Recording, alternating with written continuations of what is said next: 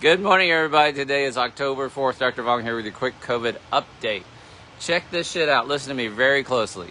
1 in 500 Americans have died from COVID. Not caught COVID, not came down with COVID, not had the sniffles. 1 in 500 Americans have died from COVID. Prove it, Dr. V. 700,000. We surpassed 700,000 deaths, right? So just take 350,000 divided by 700,000. You can count out the zeros, you know. Remember back to grade school days.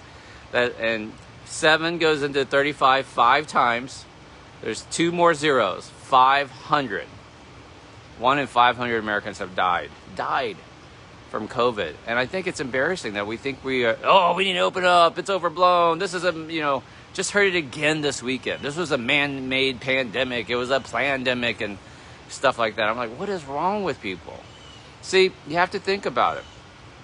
When people think that way and they dismiss this number, you understand quickly how you're seeing all of these shootings and robberies and random shootings and anger, people busting into their old stores and grocery stores and places of employment and killing people. You can understand because they don't seem to think that 1 out of 500 Americans dying is a big fucking deal.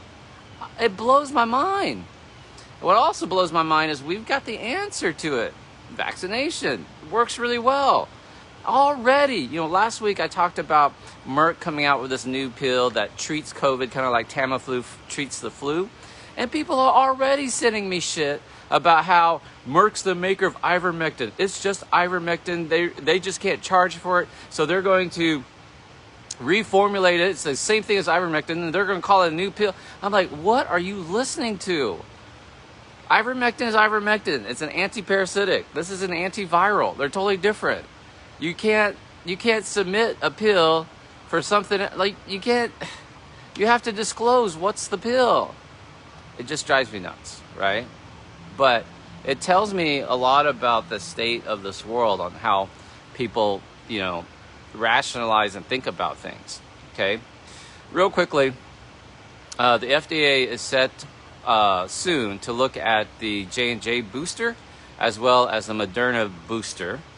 I don't think we're going to need a Moderna booster anytime soon. It seems to be very durable, mostly because the dosing of the mRNA is much larger than the Pfizer. I think Pfizer will be 2 doses followed by 6 months later a booster. I think J&J will require a 2-shot regimen. And a lot of people are like, but I had my J&J shot 4, 5, 6 months ago, not 2 months ago. Well, the study was 2 months. That they reported, but there are also some other smaller studies that show if you get it 6 months later, you have even higher antibody levels. Problem with those studies, is that it's just looking at antibody levels, and that doesn't necessarily translate into efficacy, like real-world data, versus the 2 months, which was actual real-world data. So I think the J&J will be end up being a 2-dose shot. They'll probably try to call it like 1-dose regimen plus a booster just to, I don't know, get in the game with it. But and the other thing is, who remembers when sports started up again and all these New York Yankees were they have breakthrough infections, see, like vaccinations doesn't work.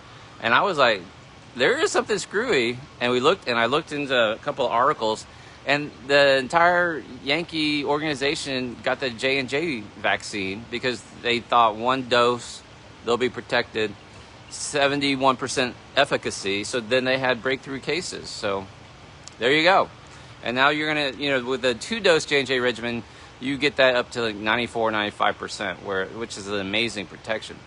And, I'm fully vaccinated since May, and I still have not grown a tail. I mean, it's just crazy. I don't know if I did something wrong. Maybe I should have taken Tylenol, or maybe I should have... Listen, 1 in 500 Americans have died, and we are not done with this. It's a downward turn, but it's going to, depending on what happens this winter, can enough people get vaccinated? I'll be back tomorrow because I want to talk about misperceptions about the vaccination and what's happening in the Northwest, the Northeast and all sorts of stuff. It's just like feeding ground for like conspiracy theory people who are just being stubborn. You know, you're just not that smart. You really believe that the way this works is that Merck, who's the producer of ivermectin, all they're doing is just resubmitting ivermectin as a new pill so that they could charge more for it? You really believe that's how the medical system, the FDA, all the rules and regulations, that's how that works? You're that smart. Just crazy. All right. Be safe, everybody. Get vaccinated. Protect our kids and our elderly. And do the right thing, man. Be safe. See you tomorrow.